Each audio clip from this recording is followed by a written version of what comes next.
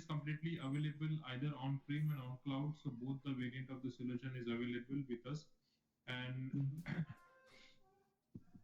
it's completely like hybrid network support. Means the same solution will going to support on your Windows machine, on your Linux machine, and Mac machines. Okay. Okay. So when you log in the console, so first option you will get a dashboard. The dashboard is a very interactive or a customizable and user-friendly dashboard we are having here. So the dashboard, the first option you will get like a deployment status, means eScan installation status on the endpoint, the total number of systems you are having, and on the system eScan install, not install, the license status and the version status, so everything you will get it. And this dashboard you can configure, means as per the requirement you can configure the dashboard, means what are the options you want over the dashboard, so that configuration can be done easily. The second tab we have a protection status. The protection status will tell you like update status, means whether the systems are getting updated, not updated. Scanning status, what are the security features of eScan is started or stopped, like antivirus, file antivirus, corrective behavior engine, and mail antivirus, anti-spam, and web anti-phishing, mail anti-phishing, web protection, firewall, endpoint security, privacy control, and anti-ransomware feature is started or stopped on how many machines, so that information you will get it.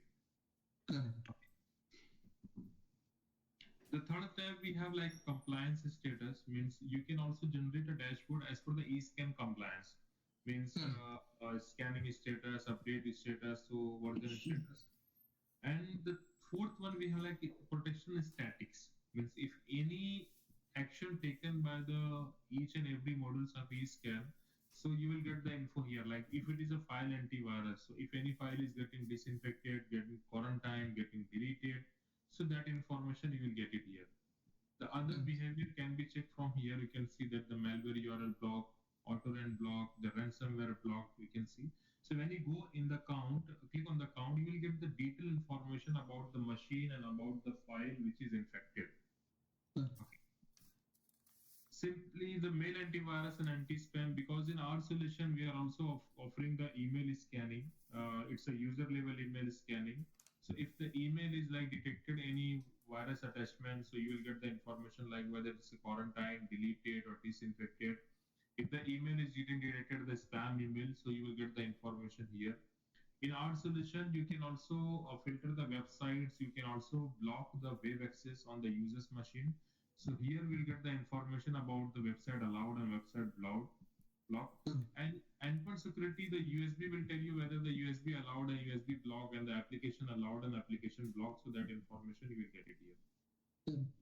The top 10 summary dashboard will tell you like a top 10 virus block since last 15 days, 7 days, or 30 days. So these days you can configure as per the requirement.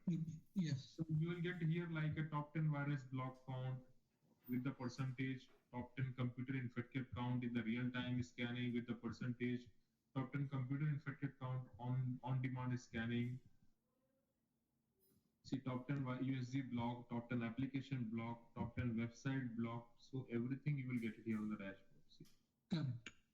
And top 10 exploit block. Correct. Now, in our dashboard, sir, we have a very good feature called asset changes. So let's see, for example, in the organization, if there is some kind of hardware and software changes is going on, okay? Means if any user has a hardware changes like a CPU changes, RAM changes, motherboard changes, or hard disk changes. So if any changes is happen in terms of hardware, and say you will get an alert on the management console. See, when you go inside, you will get the detailed information about the machine. Like who has performed this activity, and this is the real-time scanning, real-time alert.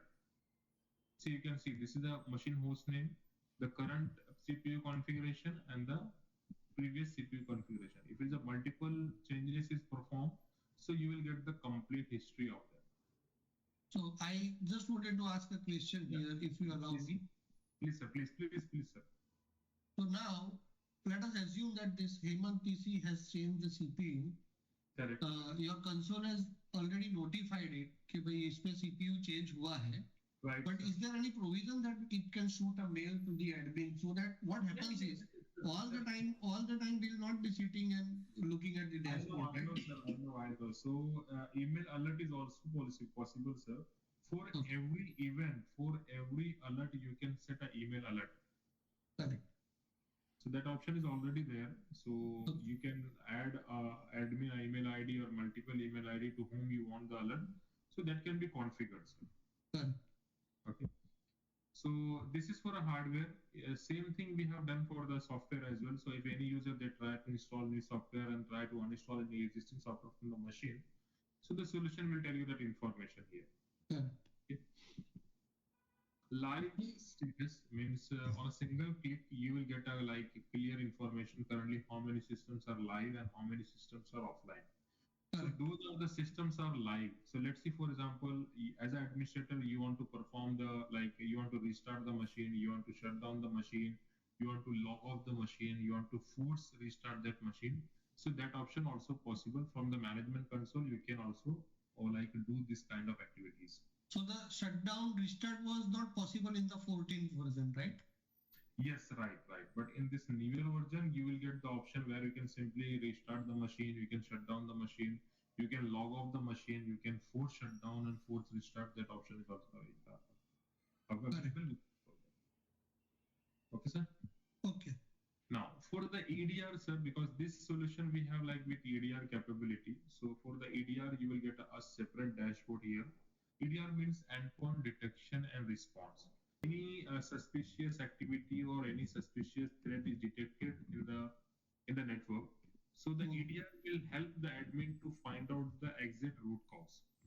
Means how these activities happen, what is the source point of that, and what are the forces that are uses and the local targeted IP or system in the network. So everything you will get it here.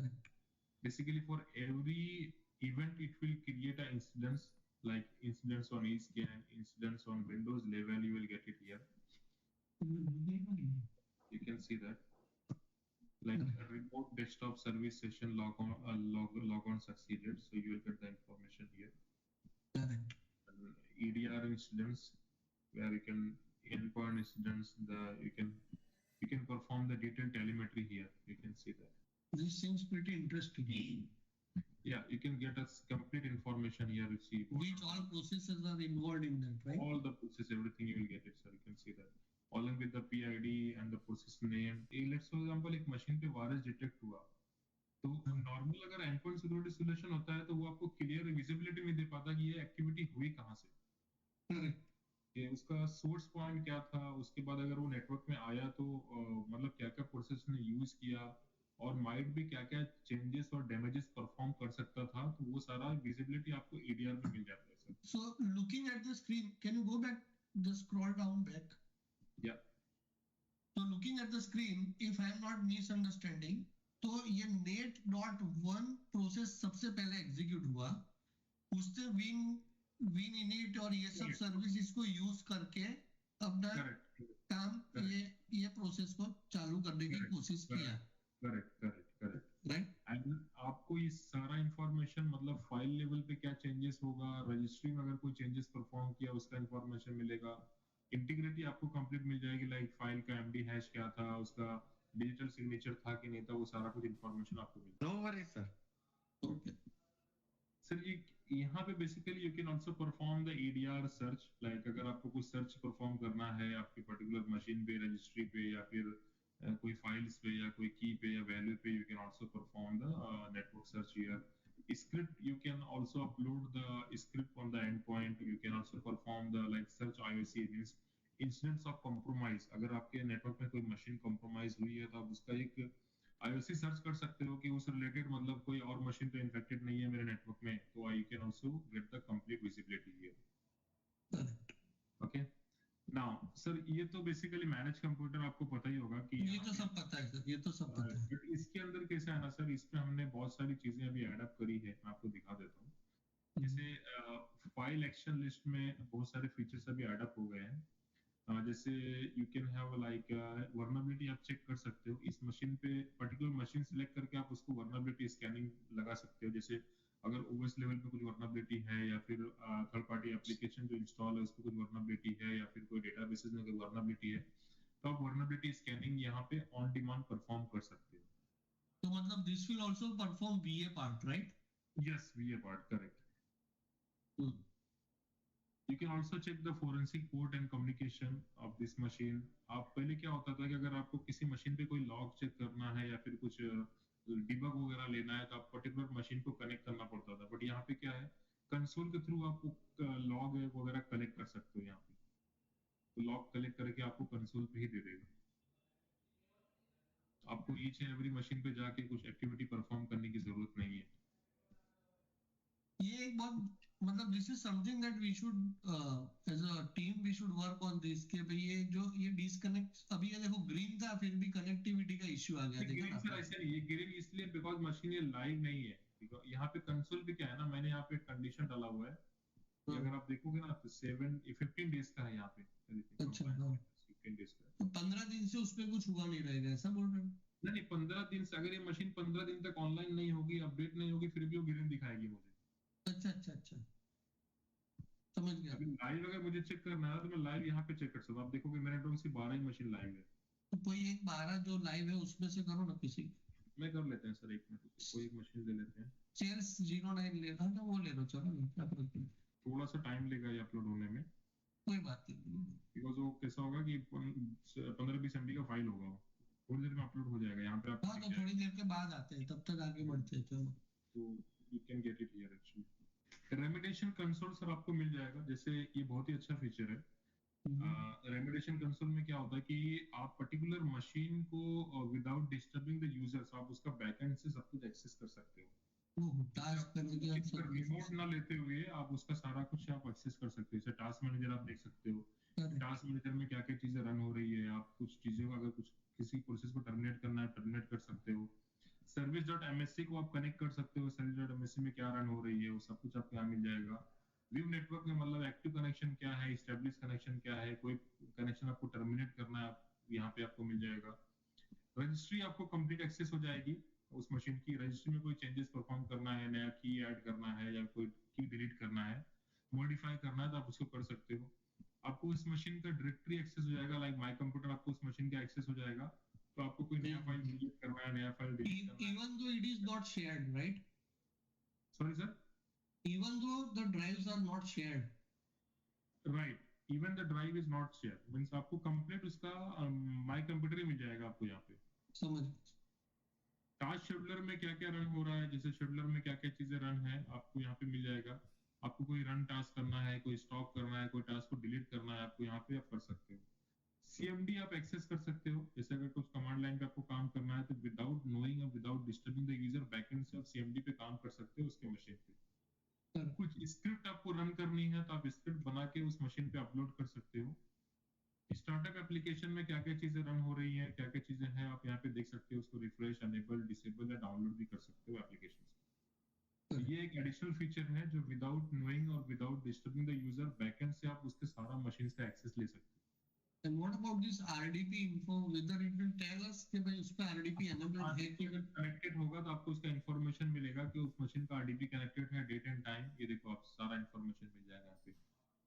कितने बजे किसने लिया RDP को ना, कब connect हुआ और सारा कुछ आपको मिलेगा यहाँ पे, देख सकते हो। SMB में शेयर ड्राइव का मिलेगा। कंसोल डाला है जो आपको ADR के साथ मिल जाएगा सर। डिलीट क्वारंटाइन फाइल्स है, फिर बाकी सारा ऑप्शन तो सेम ही है जो आप पहले देख रहे हैं सोल्यूशन में। यहाँ पे सर कैसे हमने एक एंटी थेफ्ट का फीचर डाला हुआ है। ओके, तो लेट्स सी फॉर एग्जांपल अगर लैपटॉप यूजर है, अगर ये बाय चांस अगर लाइक मिसप्लेस हो जाता है या फिर आपको इसका लोकेशन ट्रैक करना है तो आप इसको इजीली ट्रैक कर सकते हैं। इस मशीन का एंटी थेफ्ट कंसोल मिल गया हमको, ये मशीन का होस्ट नेम है, तो इस मशीन को आप लॉक कर सकते हो। आप लॉक करके इसको लॉक कमांड दे सकते हो, आप एक पासवर्ड सेट कर सकते हो। तो क्या होगा, अगर यूजर वो मशीन को अनलॉक करने जाएगा तो उससे ये पासवर्ड पूछेगा, विदाउट दिस पासवर्ड वो मशीन को अनलॉक नहीं कर सकता। But until it is not connected to inter, जब तक हमारा पॉलिसी अपडेट नहीं होगा तब तक ये काम नहीं करेगा, राइट? ये सर इंटरनेट से कनेक्टेड होता है, आपका ईस्टर्न के पॉलिसी से कोई लेना देना नहीं है। आपका रेमिडिएशन कंसोल का आपका सिस्टम इंटरनेट कनेक्ट होगा तो वो ले लेगा सर। अरे विंडोज को लॉक करेगा, ये गूगल का सर्विस है जो हम लोग यूज कर रहे हैं, तो उसके लिए इंटरनेट रिक्वायरमेंट रहेगा।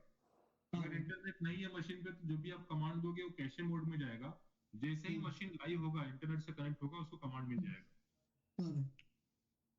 सेम चीज आप स्क्रीन अलार्म जनरेट करवा सकते हो मशीन पे, तो वो अलार्म साउंड को यूजर को भेजना है, कुछ अलर्ट आप यहाँ पे अलर्ट भेज सकते हो, फिर मैसेज वगैरह भेजना है तो आप यूजर को सेंड कर सकते हो।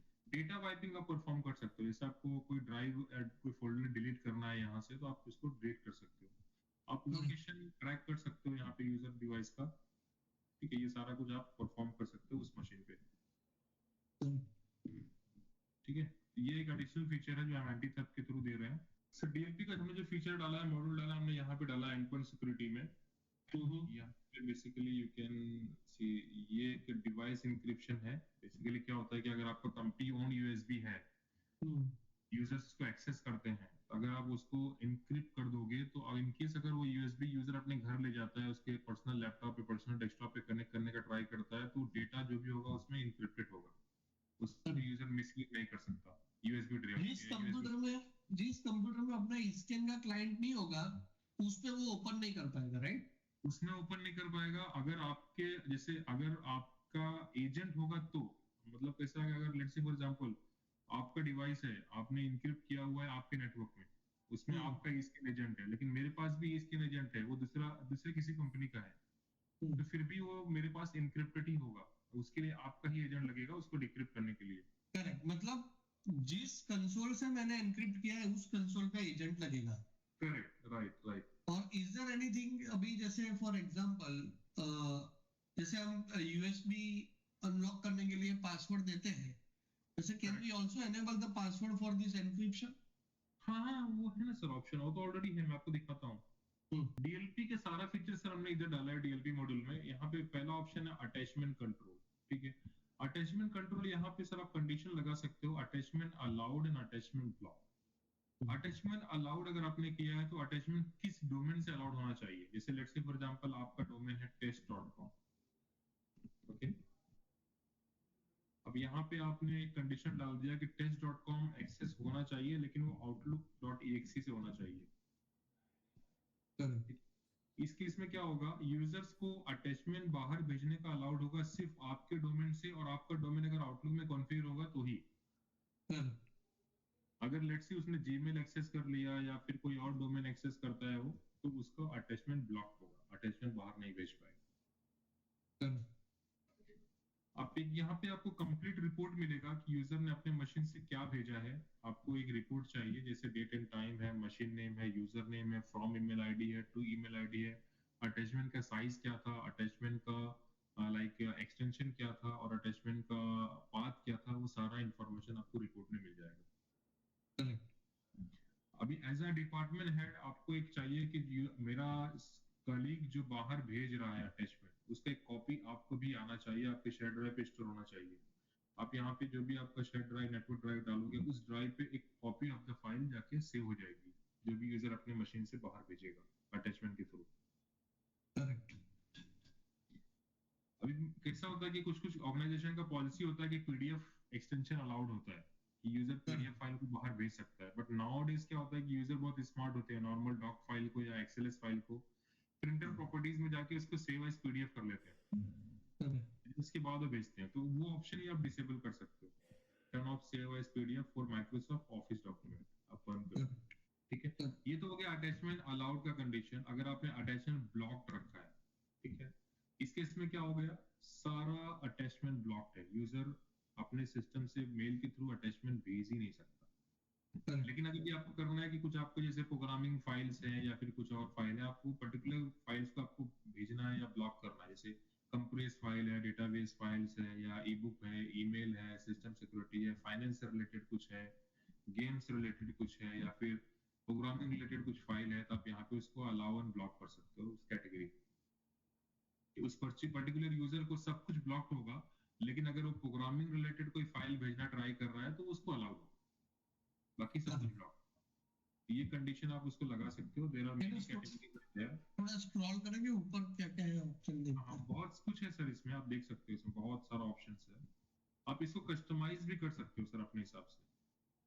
थर्ड पार्टी कोई आया तो मैं ऐड भी कर सकता हूँ, राइट? कस्टम का ऑप्शन दिया है सर हमने इस, तो आप इसको कस्टम भी कर सकते हो, कस्टम एक्सटेंशन आप इसको ग्रुप डाल के डिफाइन कर सकते हो। सर सेकंड टैब है sensitive label and content control. जैसे क्या होता है कि अगर आप यहाँ पे कंटेंट डिफाइन कर सकते लाइसेंस है, आधार कार्ड है, डेबिट कार्ड है, या फिर रुपे कार्ड है, क्रेडिट कार्ड इंफॉर्मेशन है, अगर वो नंबर अगर यूजर किसी भी सोर्स के थ्रू बाहर भेजने का ट्राई करता है, जैसे एक नॉर्मल ईमेल में उसने सिर्फ वो टाइप कर दिया डेबिट कार्ड नंबर या क्रेडिट कार्ड नंबर या फिर ड्राइविंग लाइसेंस नंबर, या एक चैट कर रहा है यूजर, वो चैट के थ्रू भेज रहा है, या फिर कोई डॉक्यूमेंट में ये इंफॉर्मेशन प्रेजेंट होती है, तो सोल्यूशन इसको ब्लॉक कर देगा या मॉनिटर करेगा, जो आपने कंडीशन डाला होगा यहाँ पे।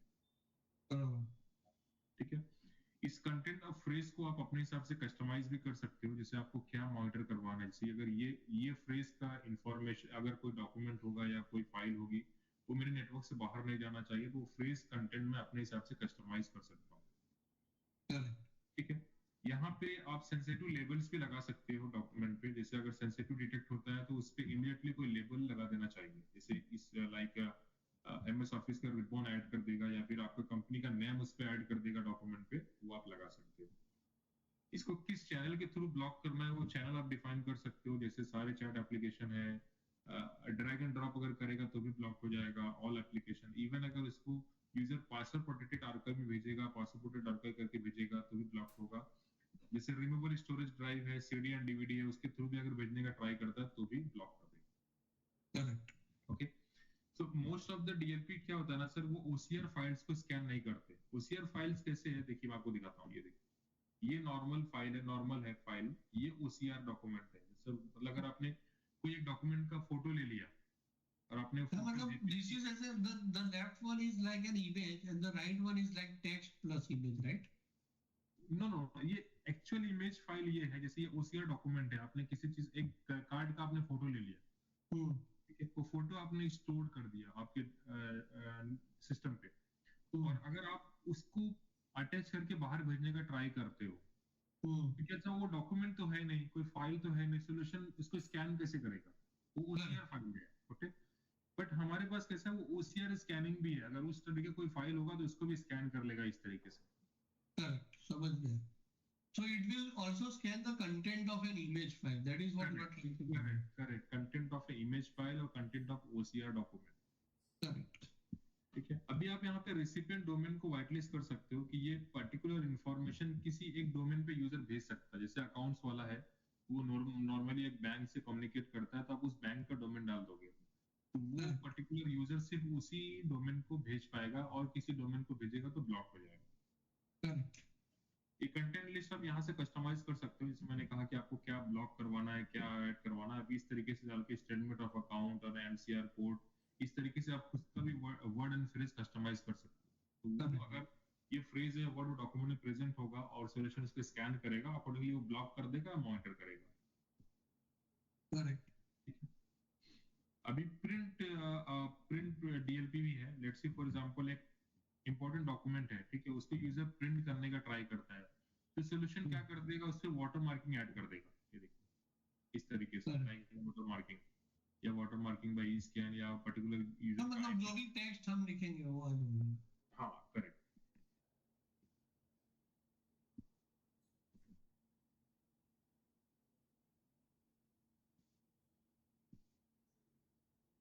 Print screen and instant messenger, जैसे आपको कुछ यूजर हैं जिनको आपको कंप्लीट इंस्टेंट मैसेंजर ब्लॉक करना है, जैसे फेसबुक हो गया, स्काइप हो गया, टेलीग्राम हो गया, उसको कंप्लीटली आप ब्लॉक कर सकते हो कि उसके थ्रू कोई भी अटैचमेंट बाहर भेज नहीं पाएगा। प्रिंट स्क्रीन को आप डिसेबल कर सकते हो, ये एनेबल स्क्रीन कैप्चर, तो आपने जो भी टाइम इंटरवल यहाँ पे डाला होगा, let's see for example every 10 minute, से क्या करेगा, हर 10 मिनट में यूजर का मशीन स्क्रीन कैप्चर करेगा और एडमिन को उसका इमेज भेज देगा। तो उस टाइम पे उस मशीन में क्या क्या चीजें रन हो रही थी, ब्राउजर में क्या ओपन था, एप्लीकेशन क्या क्या रन हो रहा था, एडमिन उसका इमेज देख सकता है। And that will be go to the SQL console server, or we can specify some other space location also for storage. वो कंसोल सर्वर पे जाता है, लेकिन अगर आपको कोई पर्टिकुलर लोकेशन वगैरह डिफाइन करना है तो ऑप्शन है, आप डिफाइन कर सकते हो। अभी कैसा है कि यहाँ पे देखिए डिलीट मैक्सिमम इंटरवल भी, ये 10 दिन का सिर्फ रखेगा, उसके पुराना जो भी होगा उसको डिलीट कर देगा। अगर आपको let's see for example 30 days का चाहिए, आप 30 डेज का रखिए, बाकी सारा पुराना वो ऑटोमेटिक डिलीट कर देगा। Sensitive files and folder protection, so basically अगर लेट्स सी फॉर एग्जांपल आपके नेटवर्क में कोई शेयर ड्राइव है जो सारे यूजर्स एक्सेस करते हैं, तो आप यहाँ पे कंडीशन लगा सकते हो कि वो रीड एंड राइट में एक्सेस होना चाहिए या सेंसिटिव रीड ओनली मोड में एक्सेस होना चाहिए, आप कंडीशन लगा सकते हो यहाँ पे। क्लिपबोर्ड कंट्रोल है, जैसे कुछ यूजर्स हैं, अगर आपको लगता है कि इस user copy and paste block होना चाहिए तो आप ब्लॉक कॉपी एंड पेस्ट कर सकते हो। Disable copy and paste, block copy and paste in the remote session, जैसे आरडीपी कनेक्ट करके यूजर कॉपी पेस्ट करने का ट्राई करता है तो ब्लॉक हो जाएगा। This will block the file copy paste option or clipboard copy paste also. both sir, both it will block. Both. File activity monitoring है सर, यूजर कौन सा फाइल एक्सेस कर रहा है, कौन सा फाइल ये कॉपी तो कर अपना रहा है। 14 में था, 14 में भी था, राइट। हाँ, बट इसमें सर थोड़ा एडवांस किया है हमने, जैसे अगर आपको नेटवर्क ड्राइव है, सिर्फ वो ड्राइव को मॉनिटर करना है, वो ड्राइव यहाँ पे डाल दीजिए, तो यूजर उसको एक्सेस करने के बाद क्या एक्टिविटी कर रहा है, क्या फाइल उसको से कॉपी कर रहा है, क्या मॉडिफाई कर रहा है, क्या डिलीट कर रहा है, तो वो सारा कुछ रिपोर्ट आपको मिल जाएगा। फिर अगर मतलब इसमें we can choose what folder has to be monitored, उसमें वैसा है। करेक्ट, यहाँ पे आप एक्सटेंशन वाइज भी मॉनिटरिंग लगा सकते हो, फोल्डर वाइज भी आप मॉनिटरिंग लगा सकते हो। इवन इसमें एक एडिशनल फीचर क्या है कि अगर यूजर यूएसबी फाइल में कुछ कॉपी कर रहा है तो एक कॉपी ऑफ द फाइल आपको मिल जाएगा, यहाँ पे देखिए शैडो कॉपी है ना, शैडो कॉपी आप अपने नेटवर्क ड्राइव पे स्टोर करवा सकते हो। करेक्ट। तो यूजर जो भी फाइल अपने सिस्टम से यूएसबी पे या ड्राइव ऐसी यूएसबी ले रहा है उसका कॉपी आपको मिल जाएगा। नहीं, वो कॉपी तो मिल जाएगा, but will it also carry कौन से यूजर ने कौन से पेन ड्राइव में द डिटेल्स। हाँ, वो तो सारा इंफॉर्मेशन तो मिलेगा ही ना सर आपको रिपोर्ट में, यूजर ने कौन सी यूएसबी कनेक्ट करी है, उसका serial number, device name, date and time, सब कुछ मिलेगा सर। यहाँ पे से क्या करेगा, आपको एक शैडो कॉपी दे देगा कि इस यूजर ने ये फाइल कॉपी की अपने यूएसबी ड्राइव में। नहीं, लेकिन अभी मान लो कि मेरे पास 10 कंप्यूटर है, कॉम्प 1, कॉम्प 2, कॉम्प 3 ऐसा करके, राइट, सब में मैंने ये पॉलिसी एनेबल रखी, तो हर एक फाइल की एक कॉपी बनेगी स्पेसिफाइड डेस्टिनेशन पे, राइट। होस्ट नेम से बनेगी सर, होस्ट नेम से, मतलब वहां अपने को पता चल जाएगा कि भाई ये बैकअप नाम के फोल्डर के अंदर कॉम्प 1, कॉम्प 2 करके कॉम्प 10 जैसे फोल्डर बनेंगे, उसके अंदर बनेगी, राइट। उसके अंदर डेट वाइज मतलब फाइल्स बनेगी। तो मतलब अपने को फोल्डर कब जाते ही बैकअप में जाते ही होस्ट नेम पता चल गया, उसके अंदर जाते ही टाइम पता चल गया, और उसके अंदर अपने को फाइल मिल जाएगी, so we can cross check in the report of that USB block कि भाई किधर से हुआ है। करेक्ट, राइट सर, वो कोरिलेट आप कर सकते हो सर। वर्कस्पेस ऐप सर ये भी बहुत ही अच्छा फीचर है, जैसे कैसा होता है कि अगर आपको यूजर को रिस्ट्रिक्ट करना है कि वो जीमेल अपना पर्सनल जीमेल एक्सेस ना कर पाए, ठीक है, लेकिन क्या होता है अगर आपका जीमेल होस्टिंग डोमेन होगा तो क्या करोगे। इस केस में जैसे आपने ब्लॉक जीमेल किया तो क्या करेगा, पर्सनल जीमेल को ब्लॉक कर देगा लेकिन कॉर्पोरेट जीमेल डोमेन अलाउ होगा। मतलब if I type it here ssindia.co.in तो उसका जीमेल चलेगा, बस सिर्फ वही चलेगा ssindia.in। अगर वो पर्सनल जीमेल एक्सेस करता है या कोई और कॉर्पोरेट जीमेल डोमेन एक्सेस करता है तो ब्लॉक हो जाएगा। करेक्ट। सेम चीज आप आउटलुक को भी कर सकते हो, पर्सनल लॉगिन ब्लॉक करके सिर्फ कंपनी लॉगिन अलाउ कर सकते हो। आउटलुक का डिसेबल रिपेयर प्रोफाइल ऑप्शन आप बंद कर सकते हो।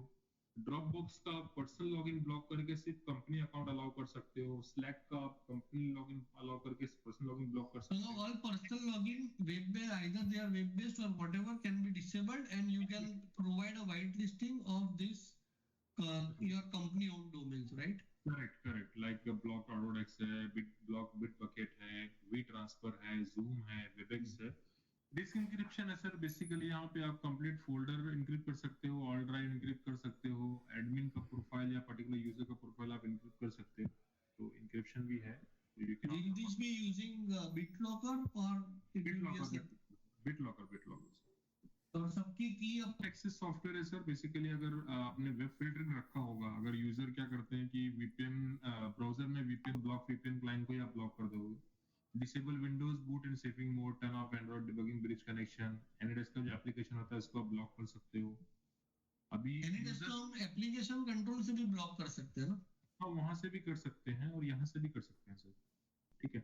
अभी कंट्रोल सिंक, अभी कैसा होता है कि यूजर्स बहुत स्मार्ट है सर, वो क्या करते हैं अपना ऑफिशियल जो उनका पासवर्ड्स होता है या क्रेडेंशियल होता है अपने पर्सनल गूगल ड्राइव पे या फिर जी ड्राइव पे सिंक कर लेते हैं। वो आप सिंक को ही प्रिवेंट कर सकते हो कि यूजर उसको सिंक ना कर पाएगा।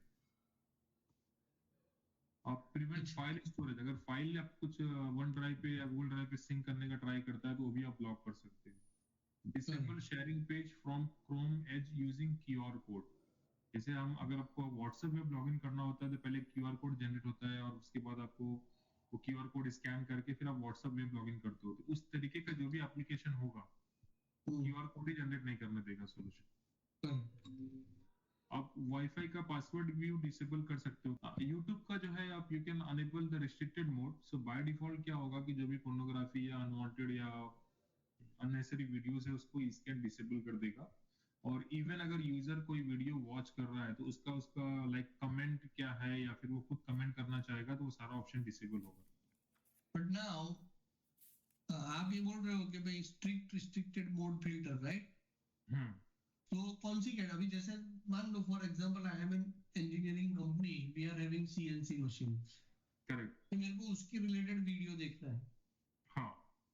तो अगर मैं ये ऑन करता हूँ तो विल इट बी ब्लॉकिंग और नो नो सर, ओनली जो पोर्नोग्राफी वगैरह होती है ना, जो अच्छा वो समझ गया वो एब्यूसिव कंटेंट वगैरह सब ब्लॉक होता है। करेक्ट करेक्ट अगर आपका कुछ ऑफिशियल होगा या फिर कोई जेन्युइन लाइक वीडियोस वगैरह होगा उसको ब्लॉक नहीं करेगा सर। करेक्ट। लेकिन कमेंट जो होगा, जो कमेंट व्यू होता है या फिर कमेंट करने का ऑप्शन होता है, वो सारे के लिए डिसेबल होगा सर। इस तरीके से आप डीएलपी पॉलिसी कॉन्फ़िगर कर सकते हो। सेम चीज आप like department wise, branch wise और यूजर वाइज आप लगा के उसको यूजर्स मशीन पे लगा सकते हो सर। करेक्ट। ठीक है। यहाँ पे हमने EDR में एक और ऑप्शन डाला हुआ है, जैसे यूजर मशीन पे डाउनलोडिंग आप ब्लॉक कर सकते हो। डाउनलोडिंग इन द सेंस, अगर यूजर कोई फाइल डाउनलोड करता है, अगर EXE फाइल डाउनलोड कर रहा है, वो EXE फाइल पायरेटेड वर्जन है, अगर वो प्रॉपर लाइक अनसाइंड EXE है तो उसको आप ब्लॉक कर सकते हो। करेक्ट। कंप्लीटली अगर डाउनलोड ब्लॉक करना है, आप कंप्लीट डाउनलोड ब्लॉक कर सकते हो।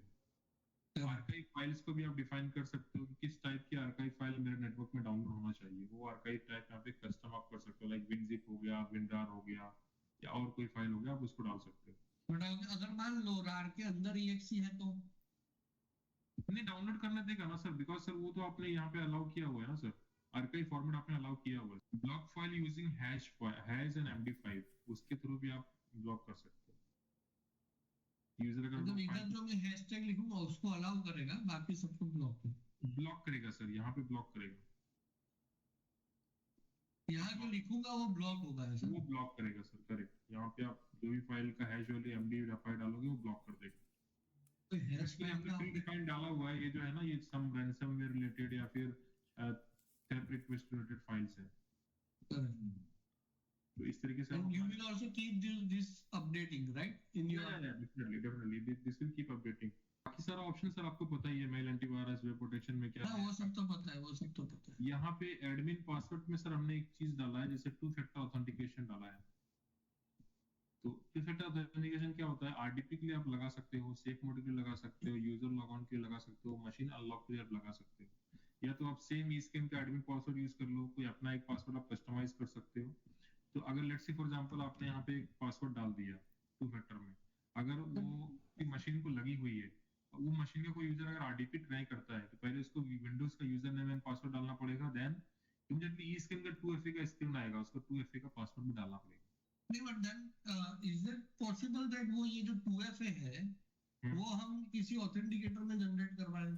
सर हमारा खुद का है ना, देखिए यहाँ पे इसके ऑथेंटिकेटर का ही है सर। यहाँ पे सर हमने एक ऑप्शन और डाला है बैकअप का, शायद आपको पहले पता होगा। ये बेसिकली आप कंप्लीट सिस्टम का बैकअप या पर्टिकुलर फाइल्स एंड फोल्डर का बैकअप आप ले सकते हो। यहाँ पे अब यहाँ पे शेड्यूल कर लो, क्या बैकअप लेना है डिफाइन कर लो। एक्सटेंशन वाइज आप ले सकते हो बैकअप, या कंप्लीट फाइल्स का बैकअप आप डिफाइन कर सकते हो। अब ये बैकअप कहाँ पे स्टोर होना चाहिए, आप नेटवर्क ड्राइव, NAS ड्राइव आप डाल सकते हो, या फिर Google drive, Dropbox, one drive का भी आप ऑप्शन डिफाइन कर सकते हो। सो आपका शेड्यूल टाइम के हिसाब से बैकअप सेट रन होगा, और बैकअप ये एन्क्रिप्टेड फॉर्मेट में लेगा, और ये इंक्रीमेंटल बैकअप होगा सर। ठीक है, तो ये अगर इंक्रीमेंटल होगा तो there will be any versioning control also. Like एक फाइल है एक्सेल की जिसको मैं रोज अपडेट करता हूँ, तो मतलब वो तो रोज जाएगी फाइल। करेक्ट। तो will it be replacing or it will be creating a duplicate copy, version copy? ये डुप्लीकेट कॉपी क्रिएट करेगा आपके बैकअप के हिसाब से, शेड्यूल के हिसाब से। तो मतलब मान लो कि मेरी एक एक्सेल फाइल है 1 MB की, रोज मैं उसमें कुछ कुछ ऐड करता हूँ, एक साल में वो 2 MB की हो गई, तो मेरे को ऊपर 365 फाइल मिलेगी। हाँ करेक्ट। तो उसका कोई वर्जन कंट्रोल है कि भाई एप्लीकेशन का पैच मैनेजमेंट डाला हुआ है, जिससे आपको कौन सा एप्लीकेशन ऑटो पैचिंग करवाना है आप यहाँ पे डाल सकते हो। तो क्या करेगा, उस एप्लीकेशंस को ऑटो पैच कर देगा यूजर मशीन पे। if any vulnerability is found. Right, if any vulnerability is found, so it will get auto patched from here. Okay. So इस तरीके से आप कर सकते हो। यहाँ पे एक ऑप्शन और मैंने डाला था, इसके रिमोट मैनेजमेंट, शायद आपने पहले देखा होगा। आप किसी मशीन का रिमोट यहाँ से कनेक्ट कर सकते हो सर। अभी मेरे पास कोई मशीन लाइव में नहीं होगी। PWPM वाला ही लगो ना, अभी जो चालू था ना वो। एक्चुअली इसके सर आरएमएम का लाइसेंस नहीं होगा, मुझे पहले लाइसेंस देना पड़ेगा आरएमएम का, तब जाके वो कनेक्ट करेगा। बिकॉज़ आरएमएम जो है वो ऐड ऑन लाइसेंस में है।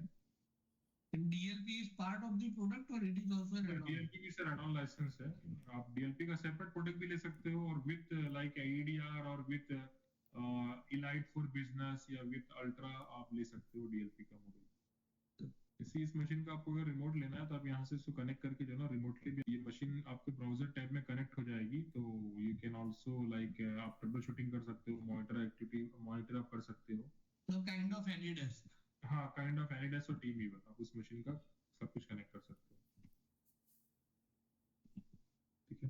पैच मैनेजमेंट का सर हमने यहाँ पे डाला हुआ है ऑप्शन। सो आपको कंप्लीट पैच मैनेजमेंट मिल जाएगा कि विंडोज के रिगार्डिंग क्या पैचेस है, कंप्लायंस स्टेटस है, नॉन कंप्लायंट स्टेटस है, विंडोज का जो पैच रिपोर्ट है, कितने मशीन में मतलब पैचिंग हुआ, कितने मशीन में नहीं हुआ, एप्लीकेशन से रिलेटेड आपको यहाँ पे ये मिल जाएगा। पैच मैनेजमेंट का रिपोर्ट नहीं है, लेकिन पैचिंग तो शायद इसके 14 में भी है ना। सिर्फ विंडोज का है सर, हाँ, विंडोज का है, थर्ड पार्टी एप्लीकेशन का नहीं है। बट यहाँ पे आपको थर्ड पार्टी एप्लीकेशन का ही मिलेगा, आप देख सकते हो। यहाँ पे आप देख सकते हो वर्नेबल एप्लीकेशन क्या क्या है, कितने मशीन में है। ये विंडोज के रिगार्डिंग है। लिनक्स का अगर आपका मशीन होगा तो आपको उसके रिगार्डिंग भी यहाँ पे मिल जाएगा, देख सकते हो। वर्नेबल एप्लीकेशन, कितने मशीनें वर्नेबल है, इस वर्नेबल एप्लीकेशन को आप मैनेजमेंट कंसोल के थ्रू रिमोटली पैच कर सकते हो। ठीक है। सर आप नोटिफिकेशन की बात कर रहे थे, जो भी अलर्ट एंड नोटिफिकेशन है आप यहाँ पे सेट कर सकते हो। जैसे आउटब्रेक अलर्ट नोटिफिकेशन, तो यहाँ पे क्या है कि if virus count is executed, let's say for example अगर ये वायरस काउंट हमने रखा है 10, तो एक मशीन में अगर 10 वायरस डिटेक्ट होता है तो 1 घंटे के अंदर, तो इमीडिएटली एडमिन को अलर्ट चला जाएगा और वो मशीन नेटवर्क से ऑटो आइसोलेट भी हो जाएगी। ये आउटब्रेक प्रिवेंटेशन है। इवेंट अलर्ट आपको जो भी चाहिए आप उसका इवेंट अलर्ट आपके ईमेल आईडी पे ले सकते हो। हमने सारा कुछ अलर्ट यहाँ पे रखा हुआ है। देखिए, सॉफ्टवेयर इंस्टॉल, सॉफ्टवेयर अनइंस्टॉल, सब कुछ है। हार्डवेयर का अगर आप देखोगे, इसके नीचे ही है, इसके नीचे ही दिख गया देखिए हार्डवेयर अनइंस्टॉल, हार्डवेयर इंस्टॉल, तो आपको सारा कुछ अलर्ट दिया है सर। जो भी अलर्ट आपको ईमेल आईडी पे चाहिए आप यहाँ पे कॉन्फ़िगर कर सकते हैं। मैक्सिमम सब कुछ है सर इसमें। अनलाइसेंस मूव अलर्ट है, न्यू कंप्यूटर फाउंड अलर्ट है। अभी कैसा है कि कुछ कस्टमर्स का रिक्वायरमेंट होता है कि सॉल्यूशन जो है सिम के साथ इंटीग्रेट होना चाहिए, तो सिम इंटीग्रेशन कैसे कर सकते हो। जैसे स्लॉक सर्वर है, Amazon AWS सिक्योरिटी हब है, लॉगरिदम है, ये इस तरीके से आप उसका इंटीग्रेट कर सकते हो। तो क्या करेगा, ये इवेंट सिम सॉल्यूशन को भी एक्सचेंज करता रहेगा।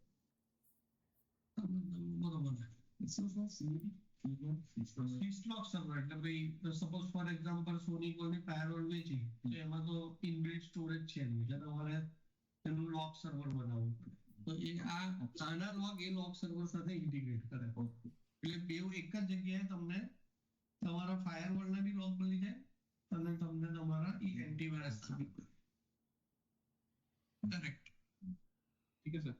स्कैनिंग अलर्ट आप लगा सकते हो कि अगर मशीन कोई मशीन है जो 7 डेज, मोर देन 7 डेज जो भी आपको डालना है आप उसको डाल सकते हो। तो अगर स्कैन नहीं हो रही है तो आपको उसका अलर्ट चला जाएगा। ये आपका मेल सर्वर का आप सेटिंग यहाँ पे डिफाइन कर सकते हो, जो भी आप डिफाइन कर सकते हो यहाँ। आप इसको एक्सपोर्ट कर लो, इसको प्रिंट कर सकते हो। यहाँ पे यूजर एक्टिविटी में एक नया ऑप्शन में डाला है सर, शायद आपको पता होगा, आई डोंट नो, बट यहाँ पे एप्लीकेशन एक्सेस डाला है हमने। जैसे एक यूजर है, किस एप्लीकेशन में कितना टाइम स्पेंड कर रहा है। मतलब मान लो फॉर एग्जांपल मेरे पास ऑटोकैड के 10 लाइसेंस है, करेक्ट। तो मेरे 10 यूजर पे मतलब मेरे जितने भी यूजर है उसने अपने कंप्यूटर में कौन सी एप्लीकेशन को कितना घंटा चालू किया, करेक्ट, वो इधर पक्का ना। ये देखिए सर, फॉर एग्जांपल यहाँ पे कोई एक एप्लीकेशन ले लीजिए आप सर। जैसे फॉर एग्जांपल सर ये टीम व्यूअर आप देख सकते हो, फॉर एग्जांपल, ठीक है। अभी टीम व्यूअर पे टोटल टाइम ड्यूरेशन इतना हुआ है। जैसे आप इन उसके अंदर जाओगे तो आपको मशीन का होस्ट नेम मिलेगा,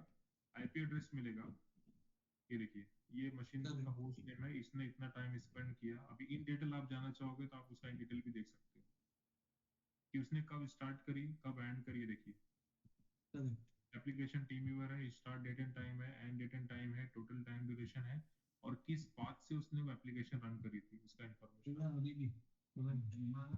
आप सारा कुछ सेशन एक्टिविटी में यूजर ने अपना मशीन कब लॉगिन किया कब लॉग ऑफ किया। एप्लीकेशन एक्टिविटी रिपोर्ट में आपको सारा फाइल्स रिगार्डिंग मिल जाएगा, क्या फाइल कॉपी करी, क्या मॉडिफाई करी, क्या डिलीट करी, वो सारा इंफॉर्मेशन आपको मिल जाएगा। प्रिंट एक्टिविटी से 15 साल से मेरे शहर में है सर।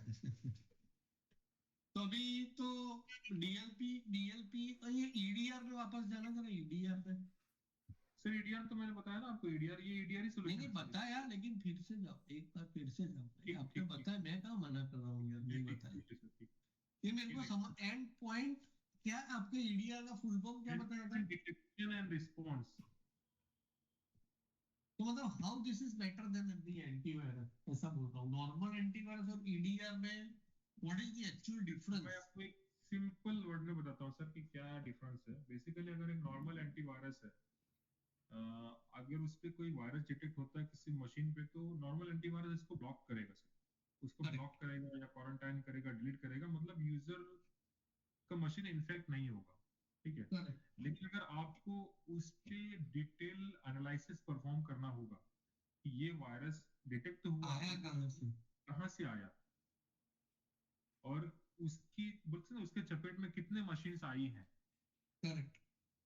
तो फॉर एग्जांपल हम जैसे एयरपोर्ट पे जाते हैं, ठीक है, एयरपोर्ट पे हम गए तो आपने पहला तो हम चेक इन कर लिए, ठीक है। जैसे चेक इन हम करते हैं, इमिग्रेशन पे जाते हैं, तो इमिग्रेशन पे अगर कुछ सस्पिशियस एक्टिविटी डिटेक्ट होती है तो आपको इमिग्रेशन काउंटर पे ब्लॉक तो हो जाएगा, आप उसके आगे नहीं जा पाओगे। बट एंटीवायरस ये काम करता है, ब्लॉक कर देता है। बट ईडीआर क्या करेगा, आपने किन किन लोगों से बात करी, किन किन लोगों से इंटरेक्ट किया, वो सारा कुछ आपको रिपोर्ट बना के देगा कि ये यूजर जब एयरपोर्ट पे आया, ये किस कैब के थ्रू आया, उसका ड्राइवर कौन था, या उसके बाद जब चेक इन किया तो किन किन लोगों से इसने बात करी, क्या क्या चीजें एक्सचेंज करी, वो सारा रिपोर्ट आपको यहाँ पे मिल जाएगा सर। ईडीआर आपको ये एक्टिविटी परफॉर्म करके देता है।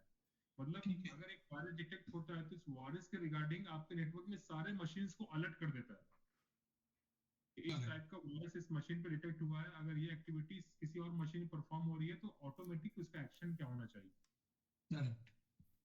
तो एडमिन को क्या होता है कि ये हेल्प मिल जाता है या क्लियर विजिबिलिटी मिल जाती है कि मेरे नेटवर्क में अगर कुछ हुआ तो वो किस तरीके से हुआ, उसका सोर्स पॉइंट क्या था, उसके बाद उसने क्या क्या प्रोसेस को यूज किया, क्या क्या एप्लीकेशंस को यूज किया, रजिस्ट्री में क्या क्या चेंजेस परफॉर्म करी, या फाइल्स एंड फोल्डर लेवल पे क्या क्या चेंजेस परफॉर्म करी, और नेटवर्क लेवल पे क्या क्या चेंजेस परफॉर्म करी, वो सारा कुछ इसको रिपोर्ट मिल जाता है सर। तो सदर ये जो ईडीआर है वैसा सिमिलर एक टर्म है एक्सडीआर, वो क्या है? तो ईडीआर और एक्सडीआर में डिफरेंस यही है सर, आपका ईडीआर जो है इट्स लिमिटेड टू आपके एंड पॉइंट के साथ है। मतलब ईडीआर में जो आपको विजिबिलिटी मिलेगी आपके एंड पॉइंट के रिगार्डिंग ही मिलेगी। बट एक्सडीआर में क्या होता है, आपके जो नेटवर्क डिवाइसेस होते हैं वो भी कवर्ड हो जाते हैं, जैसे आपका काइंड ऑफ स्टोरेज और ये सब। हाँ, राउटर है, आपका फायरवॉल है, आपका कैमरा है, आपका आईपी वाले स्विचेस हैं, आपके जो क्लाउड होस्टिंग एप्लीकेशंस है, वो सारा कुछ एक्सडीआर में कवर हो जाते हैं। बेसिकली सर ईडीआर क्या है, and point detection and response. XDR है एक्सटेंडेड और एडवांस डिटेक्शन एंड रिस्पांस। मतलब ईडीआर का जो अपर वर्जन है वो एक्सडीआर है। ये टास्क फॉर स्पेसिफिक कंप्यूटर वाले टैब में जाना जरा, लेफ्ट हैंड साइड पे। हाँ, ये तो सारा आपको सारा कुछ मिल जाएगा सर, सारे वर्जन में है सर। ये बेसिकली आपको एक टास्क देना है, कोई पर्टिकुलर मॉड्यूल को डिसेबल करना है, अनेबल करना है, तो आप यहाँ से उसको अनेबल करवा सकते हो। ठीक है सर, तो दैट वाज गुड। अभी मैं सुवर्ण से बात करता हूँ। We are already having a consumer 110 user का है, जहाँ पे 14th का वर्जन चल रहा है। We recently has renewed it, but now with this feature that you said in user activity में एप्लीकेशन कौन सा कितना टाइम चला, that is one of the need that I had just discussed a couple of days ago. Tushar, can I call you back in 5-10 minutes? तो हमारा ये Friday को ही discussion हुआ है कि मेरे को ऐसा सॉल्यूशन चाहिए, तो I was thinking of this staff cop और टेक माइंड करके एक और प्रोडक्ट है जिसमें ये सॉल्यूशन आता है, I believe, but now as if